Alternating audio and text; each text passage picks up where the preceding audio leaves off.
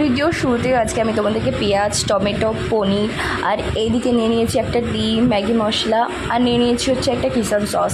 আর এইদিকে আমি আগে থেকে ম্যাগিটা সেদ্ধ করে রেখে দিয়েছিলাম নুন দিয়ে, তো ওটা রেখে দিয়েছি সাইডে।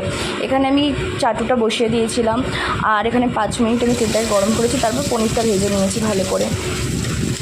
আর জানো তো আমার সাথে একটা জিনিস হচ্ছে, আমার ইউটিউবে যে ওয়াচ টাইম আছে এমনিতে ওটা অনেক কম, কারণ ওটা আমার নতুন চ্যানেল একেবারেই।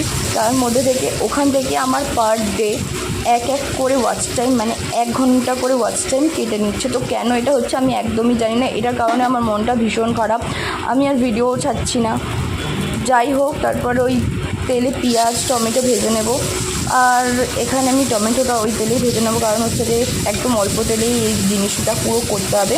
আর এখানে আমি প্রথমে টমেটোটা আলাদাভাবে ভেজে নেব, তারপর দুটো জিনিস একসাথে মিশিয়ে ভালো করে ভেজে নেব।